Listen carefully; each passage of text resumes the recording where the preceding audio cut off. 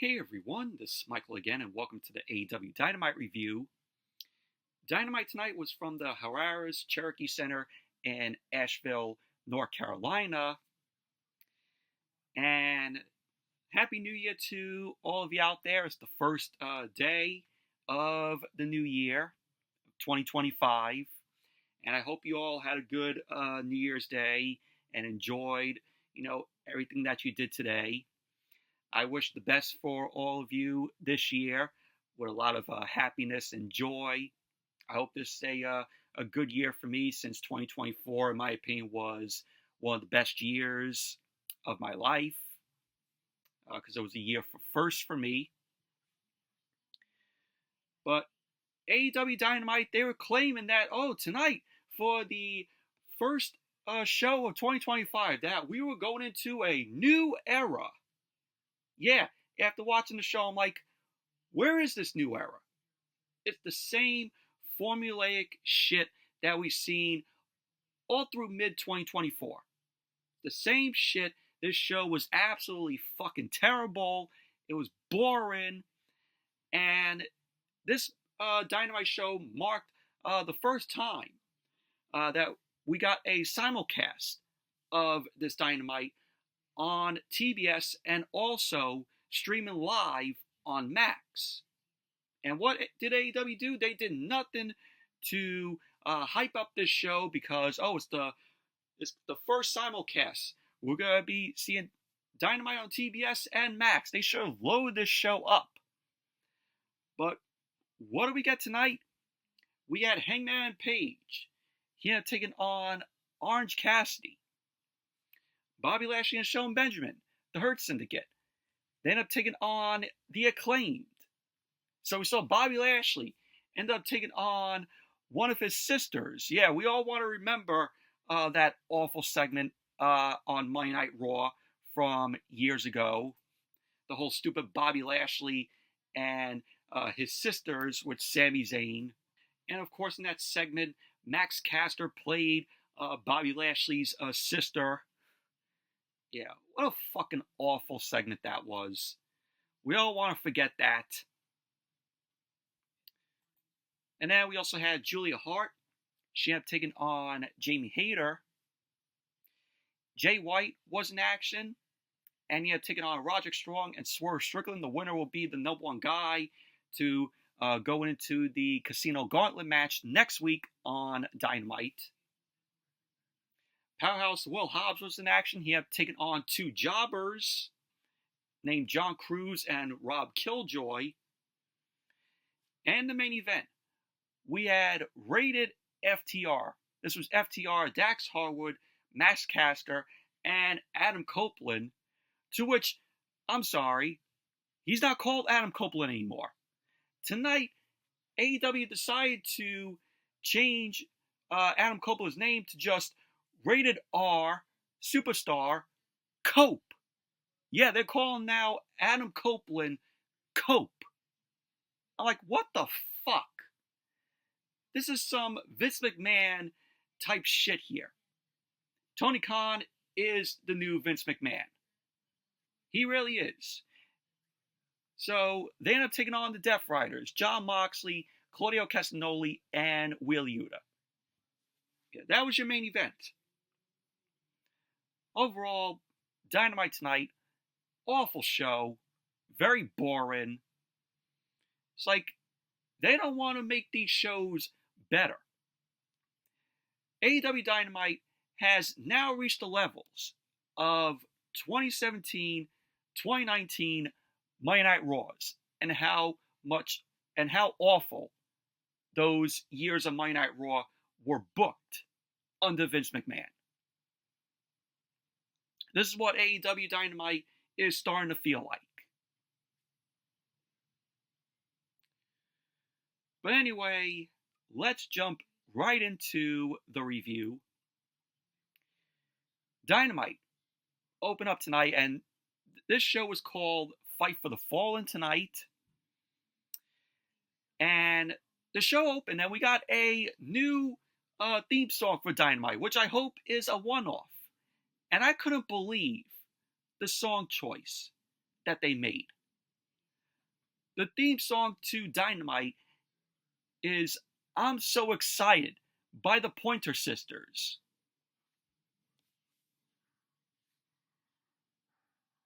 What the fuck? It's a good song, but does that song scream a wrestling theme open for a show? No. And we saw the Costco guys in the intro. Yeah, we're gonna bring the boom. God. Tony Khan doesn't know what he's fucking doing no more. He really doesn't. Please, you know what would have been a better intro to Dynamite? This. I'm so excited! I'm so scared! Yeah, I had to add that little clip there from Saved by the Bell with Jesse Spano there, going, I'm so excited. Yeah, and then she goes at the end, I'm so scared. Yeah, I'm so scared for what show we are about to endure for 2 hours. That should have been the intro to Dynamite tonight. Instead of the Pointer Sisters, I'm so excited. So the show opened with Jon Moxley and the Death Riders backstage. Jon Moxley and Maria Shafir, Cleo Castagnoli, Wheeler Yuta. This was moments after World's End went off the air, which I thought World's End was okay, in my opinion. There was a lot of, meh matches on the card, but still I thought it was a okay show. Was it the best show AEW put on last year? No. But Moxley ended up saying that he claimed that he dragged AEW to safety over the past few years. He ended up saying that he promised to destroy the AEW World Championship. And then he ended up addressing Adam Copeland. Oh, I'm sorry. Cope. He ended up addressing Cope. Moxley ended up claiming that there is no authority in AEW. And that he is the king. So pretty much Moxley, if you come to think about it, when he says he's going to destroy the AEW World Championship, he's holding the World Championship hostage in that briefcase that Maria Shafir is carrying around. And then we had Rated FTR. We had Dax Harwood, Cash Wheeler, and Cope. They addressed the Death Riders. So they ended up promising to take the fight to the Death Riders on the mother of all simulcasts. Of course, they had to promote that because this Dynamite, like I said, was the first simulcast show on TBS and also streaming on Max. And they end up promoting, year one of AEW Dynamite is now available on streaming on Max. I'd rather watch year one of Dynamite than what we are getting now with the product. That was back when the product was amazing and it was must-see every single week. I'm like, we want that Dynamite back. For the show to be amazing and must-see every week. But we won't be getting that anymore. And then we went to the first match of the night. Orange Cassidy versus Hangman and Page. Tony Khan's golden boy, Orange Cassidy, opening the show. And yet, I thought this was a new era. I thought this was a new era for AEW. Yet Orange Cassidy opening the show. Nothing new. But this was not a bad match, in my opinion. This was a very physical match between Cassidy and Page here. So both guys end up going at it. As the bell rang, Page ended up evading an orange punch from Orange Cassidy. He ended up going for the cover, to which Cassidy ended up kicking out. Both guys started trading strikes. Page headed to the top rope. He ended up setting up for a buckshot lariat, to which Cassidy ended up reversing. Cassidy left the ring with Hangman and Page pursuing him. Orange Cassidy ended up catching Page with a roll-up, to which Page ended up kicking out. Page then ended up sending Cassidy into the corner, and he was throwing Cassidy to the opposite side, and he laid Cassidy out with a cover, to which Cassidy ended up kicking out. So Cassidy ended up getting back to his feet. He ended up evading a corner strike by Page. Page ended up catching Cassidy with a right hand, which sent Cassidy off the apron. So Page ended up grabbing Cassidy. He sent Cassidy into the barricade twice. So the ref was counting. Page then broke the ref's count. He ended up bringing Cassidy to his feet for a powerbomb, but Cassidy reversed that, and he delivered a back body drop to Page. Page was then sent to the barricade as Cassidy was mounting up for some punches to Page. Cassidy ended up stopping the ref's count. He then left the ring, and Page ended up delivering a right hand to Cassidy. So at this point, Page was in control of the match. He ended up sending Cassidy into the corner. He followed up with a fallaway slam into the ropes. He ended up going for the cover, to which Cassidy ended up kicking out. Cassidy ended up catching Page by surprise with a roll-up, to which Page ended up kicking out. Page countered a DDT attempt, only for Orange Cassidy to catch Page with a Stun Dog Millionaire, and then Page left the ring. So Page ended up blocking a dive attempt by Cassidy to send Cassidy to the floor with a fallaway slam. So then Dynamite went to commercial. Then when Dynamite came back from the commercial, Page ended up maintaining control of the match, and him and Cassidy were back in the ring. So Page ended up setting up for a buckshot lariat, and Cassidy ended up catching Page off guard. He ended up sending Page into the barricade. Page fought back and sent Cassidy back into the ring.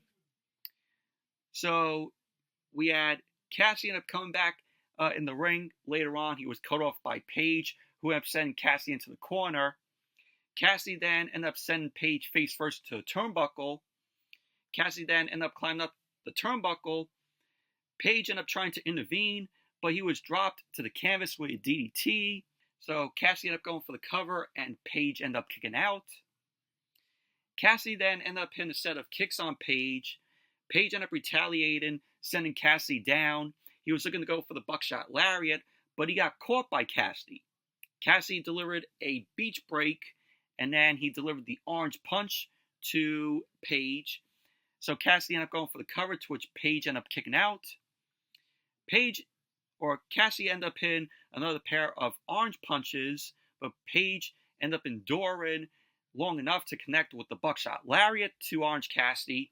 So Page ended up going for the cover, and there you go. Hangman and Page ended up winning the match. Post-match, Page ended up laying some punches into Cassidy, and Page ended up hitting Cassidy with the Deadeye. Officials then ran down to the ring, and Christopher Daniels ended up coming out there.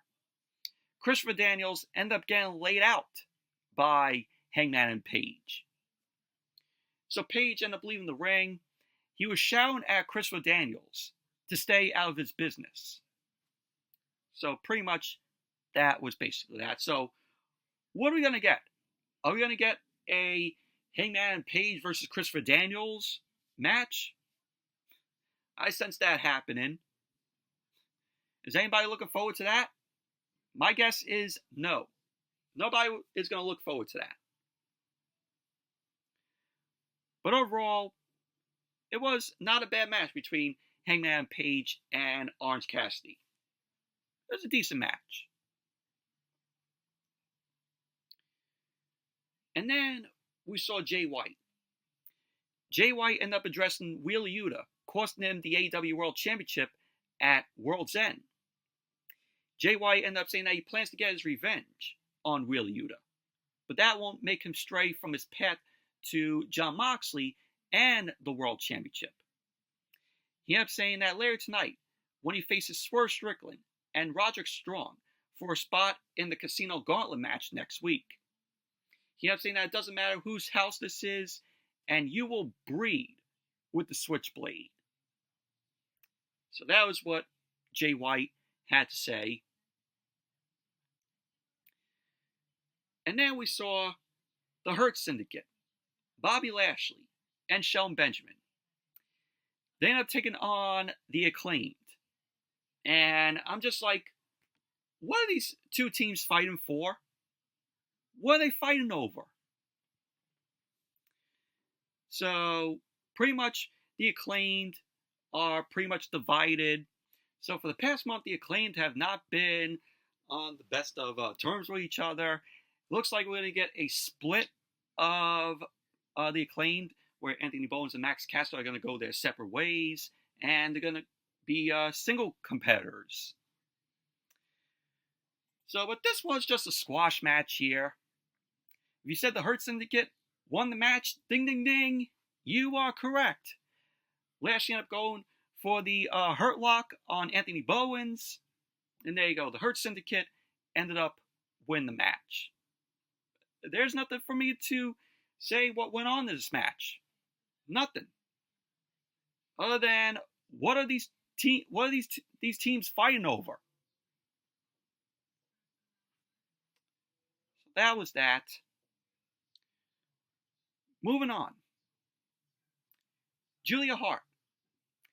Always good to see Julia Hart. Really glad that she is back on AEW television. And she had taken on Jamie Hayter.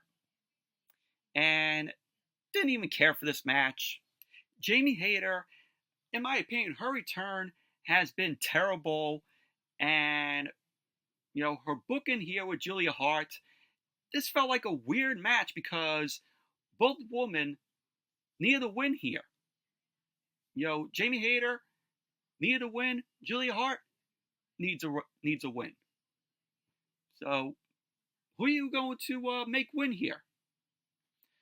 Oh man, Jamie Hayter, she looked awful in this match. Absolutely awful against Julia Hart. So Julia Hart was on the offense. Jamie Hayter started fighting back, and she ended up sending Julia Hart to the outside. Jamie Hayter ended up looking to send Julia Hart into the ring steps with a suplex. Julia Hart ended up finding out. She ended up driving Jamie Hayter's head into the ring steps. And then Dynamite went to commercial. Then when Dynamite came back from the commercial, Jamie Hayter, she was in control of the match. She started to turn the tide of the match with an enziguri to Julia Hart. She had taken Julia Hart down to the canvas for some punches. Jamie Hayter brought Julia Hart back up for a hate breaker, and she ended up going for the cover, to which Julia Hart ended up kicking out. Jamie Hayter continued her attack on Julia Hart as Julia Hart got to the corner. So Julia Hart ended up responding with a pair of boots to send Jamie Hayter down. Julia Hart ended up going up to the top to deliver a moonsault, but Jamie Hayter ended up rolling out of the way. So Julia Hart ended up pinning Jamie Hayter, to which Jamie Hayter ended up kicking out at this point. Julia Hart was sent up for the Heartless, but Jamie Hayter got to her feet, and she ended up looking to break up the hold, to which she ended up doing. She broke up Heartless. So Jamie Hayter ended up hitting the ropes to deliver a lariat to Julia Hart. She ended up going for the cover, and Julia Hart ended up kicking out. So Julia Hart ended up heading to the corner. Jamie Hayter ended up propping Julia Hart up on the top turnbuckle for some punches. Julia Hart managed to escape, and she ended up hanging Jamie Hayter up on the top rope. So Julia Hart ended up leaving the ring, and she had the red arrow on her. But Aubrey Edwards, who was the ref, she ended up stopping Julia Hart from using the red arrow. She pulled the arrow away, and Jamie Hayter tried to fight back, and Julia Hart ended up spitting mist in Jamie Hayter's face. So Julia Hart ended up going for the cover, and there you go. Julia Hart ended up winning the match. Overall, match was terrible. Jamie Hayter looked so awful in this match that Julia Hart got more of the offense on Jamie Hayter. Like I said, this was a weird match to book because both women need a win. But overall, like I said, awful match. And then we had a video package. This video package was hyping up Kenny Omega, to which Kenny Omega ended up returning at World's End. And Kazuchika Okada ended up winning the Continental Classic, and he ended up warning Kenny Omega to stay out of his way. Because, of course, Kenny Omega and Kazuchika Okada have had battles over the years. So, pretty much, that was basically that. And then we get this waste of a segment here with Mercedes Moné, the TBS champion and the New Japan Strong Women's champion. And it's like every time we get a Mercedes promo, it's the same fucking shit. Where she gets on the mic, she tells the crowd, say hello to their CEO. Same shit. All this segment was to hype up Mercedes' match at Wrestle Dynasty at the Tokyo Dome this Sunday against Mina Shirakawa, because she had to talk about wanting Mina's Rev Pro Women's title. Because she's like, money changes everything. So yeah, it is indeed a title match this Sunday at Wrestle Dynasty. So the point of this segment was for what? To promote her match against Mina Shirakawa this Sunday. What a waste of a segment. And then we saw Alex Marvez backstage. Alex Marvez ended up hearing from the Undisputed Kingdom. Adam Cole ended up saying that the group is now complete with Kyle O'Reilly. And Roderick Strong is ready to earn the number one spot in next week's Casino Gauntlet match. So pretty much, that was basically that. Then, of course, it was the three-way match. Swerve Strickland versus Jay White versus Roderick Strong. The winner will take the number one spot in next week's Casino Gauntlet match. And this was a alright match here. Of course, the crowd was behind Swerve Strickland. They were chanting, "Whose house? Swerve's house." Of course, Swerve was accompanied by Prince Nana. So we had Jay White and Roderick Strong. They had taken out Swerve, but Swerve ended up sending Jay White out of the ring. So Swerve ended up dealing with Roderick Strong, sending him to the outside. And we had Swerve end up taking Jay White down with a dive to the outside.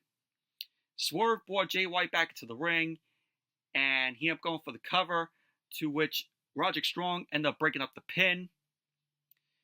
So Jay White ended up getting the advantage of the match at this point. He ended up sending both Swerve and Roderick Strong out of the ring. And Jay ended up delivering a suplex to Swerve onto the ring apron. Jay White then ended up going after Roderick Strong. He ended up trying to do a suplex to Roderick Strong. But Roderick Strong ended up hitting a backbreaker to get back into the match. And then Dynamite went to commercial. Then when Dynamite came back from the commercial, all three men were in the ring.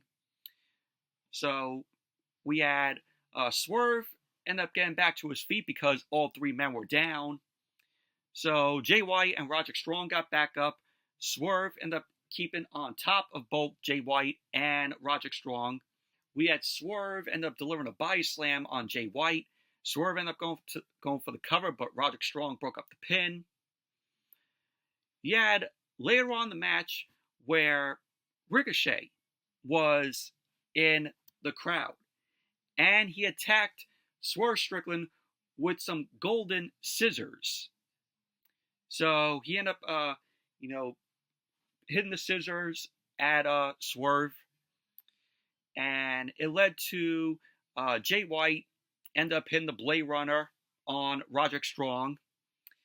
So Jay White ended up going for the cover, and there you go. Jay White ended up winning the match, and he is now the #1 guy in the Casino Gauntlet match next week.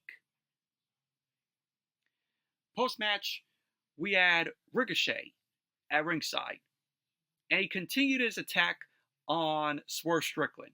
So Ricochet was just being down on Swerve.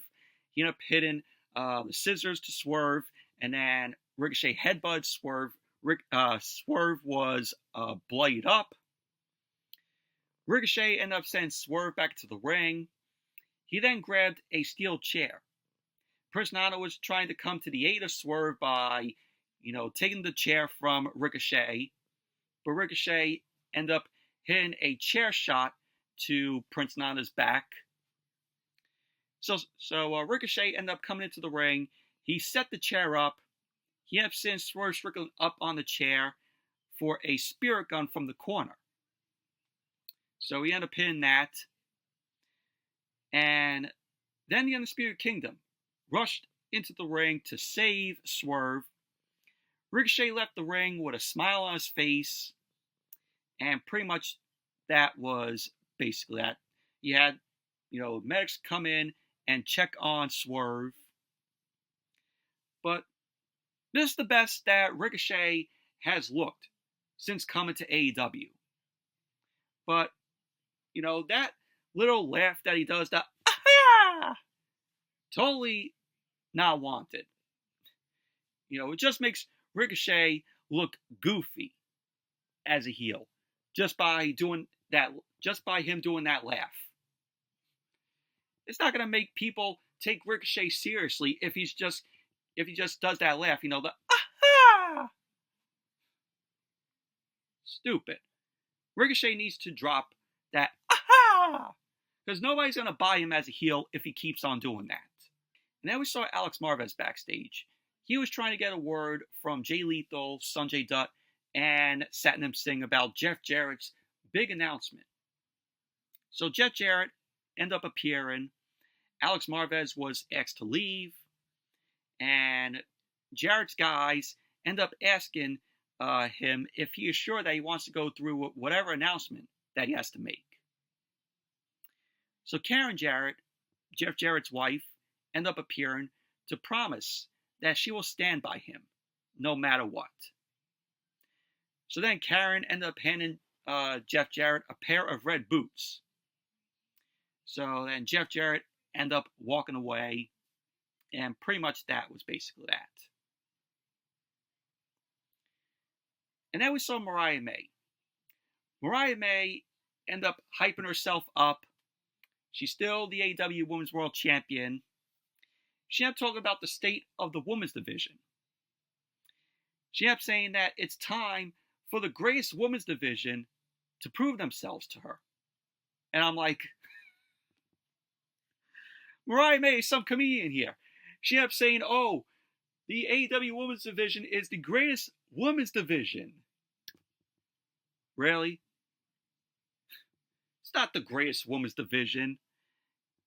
AEW's women's division is just absolutely awful on how it's booked. So Mariah May ended up saying that the division can't touch her, but she'd love to see them try. Mariah May's run as AEW Women's Champion has been somewhat of a disappointment. And then we had Jeff Jarrett end up coming out. Jeff Jarrett came out to make his big announcement.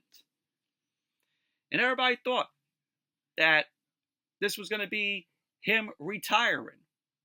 But wait until you hear what, I explain here. So, Jeff Jarrett has boots on his shoulders. He set the boots down in the middle of the ring. He got on the mic. He wished Asheville, North Carolina, a slappy New Year. Jeff Jarrett ended up talking about being thankful for a lot of things over the course of his career. He ended up saying that it's sad to think about things coming to an end. But thinking about that also gives a chance to think about how it all began.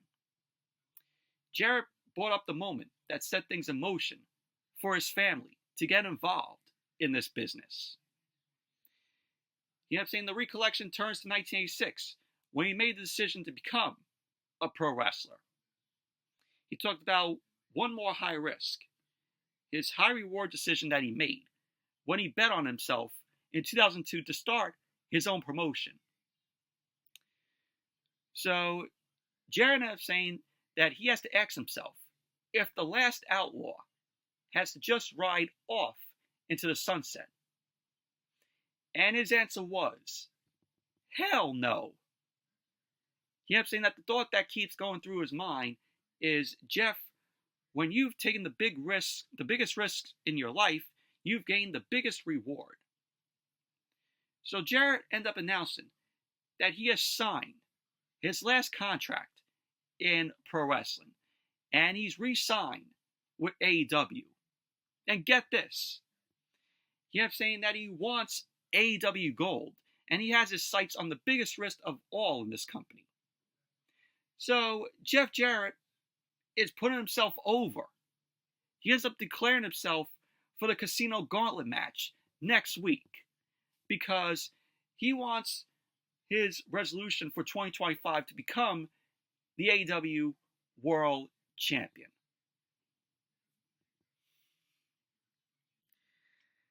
What year is this?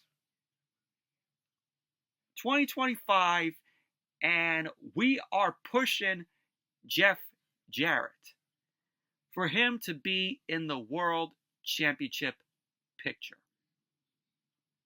What the fuck are we doing?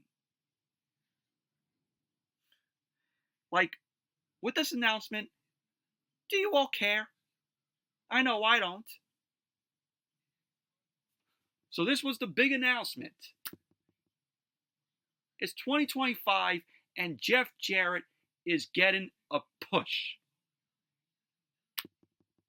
And I ask, what year is this? It's not 1995. It's not 1994. What the fuck are we doing here? God, can you believe that if that happened? Then we had a video package highlighting Hook's issues with Christian Cage. Hook ended up issuing a challenge to Christian Cage, and we got a confirmation that in 2 weeks it's going to be Christian Cage versus Hook at AEW Dynamite Maximum Carnage. So there you go. We got that match. Who's looking forward to that match? I know I don't. I know I'm not. Christian Cage is probably going to win that match. Then we have Powerhouse Hobbs versus John Cruz and Rob Killjoy. You all know who won this match. Powerhouse Hobbs won. Do I need to say more? Powerhouse Hobbs squashing two jobbers. Moving on. Alex Marvez was with Big Bill and Brian Keith of the Learning Tree. No Chris Jericho tonight, thank God. So Alex Marvez ended up asking Big Bill and Brian Keith a question. He was like, where's Chris Jericho? Big Bill ended up explaining to Alex Marvez that Jericho isn't here. And he then noticed Rated FTR, Dax Harwood, Cash Wheeler, and Cope. And Cope ended up calling Brian Keith a tumbleweed. He ended up saying that Big Bill's face looked stupid. So he ended up issuing a challenge for Collision this Saturday. And that was basically that. And then we saw MJF after his match at World's End.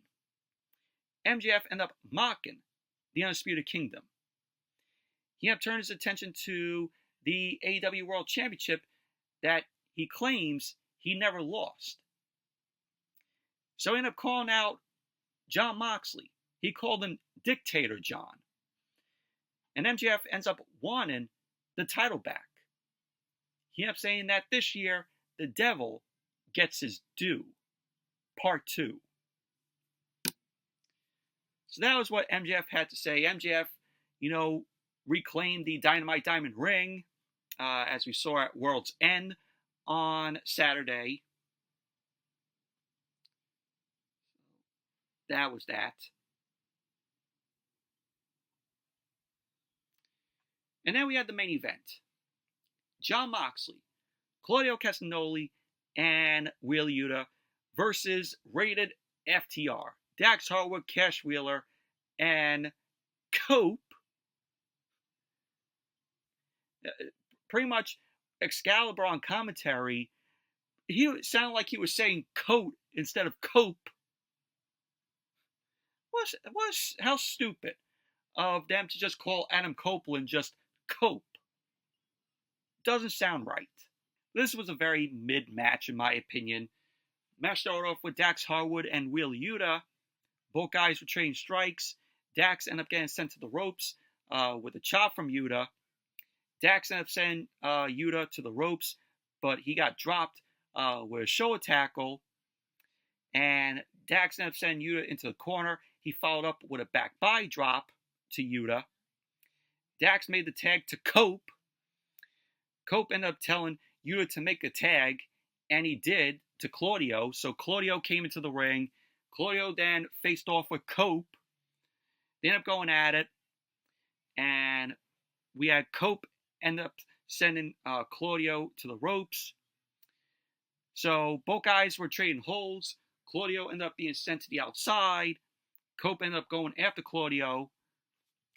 So Maria Shafir blindsided Cope, sent him into the ring post, to which then Dynamite went to commercial. Then when Dynamite came back from the commercial, the Death Riders were in control of the match. Moxley was in the ring. He started laying in some punches to Cope. He then made the tag to Claudio.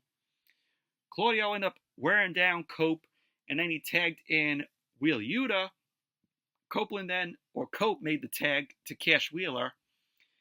So both FTR ended up rushing into even the odds against the Death Riders. Wheeler Yuta ended up taking down Wheeler with a suplex. Wheeler then ended up making the tag to Dax Harwood, but Claudio ended up intervening. Claudio ended up taking a brainbuster by Harwood, which gave Wheeler Yuta an opening. So we had Harwood end up getting a pair of near falls. Yuta ended up getting the advantage. He then climbed the turnbuckle. He was then met by Dax Harwood, taking him down with an avalanche back suplex. Dax ended up going for the cover, but Claudio ended up rushing in to break up the pin. Claudio was going for the neutralizer on Dax, but Dax ended up blocking it. Yuta ended up getting a near fall as the guys ended up spilling to the outside. So at the end of the match, we had FTR end up sending Claudio away, and then FTR ended up hitting the Shatter Machine on Wheeler Yuta. Cope ended up delivering a spear to Yuta. Cope ended up going for the cover, and there you go. Rated FTR ended up winning the match. So overall, match was very mid in my opinion. So that was how Dynamite went off the air. Overall, awful show this was. AEW continues to get worse and worse every single week. It's like they're comfortable with what they are doing. It's like they don't want to change. They don't want to hear what the fans, think of how the product is now and to make the product better. They're so comfortable that they like what they give us. And what they give us is boring, terrible shit. That the crowd there is just so lifeless throughout the show. It's like you can hear a pin drop in that arena, wherever they go to every week. But anyway, that's it for the Dynamite review. Thank you all for watching. Hope you all enjoyed this review. Definitely give the video a thumbs up, comment, subscribe, and I will see you all on Friday for the SmackDown review. The first SmackDown that's going 3 hours. Help us all. But anyway, thank you all for watching, and I'll see you all later.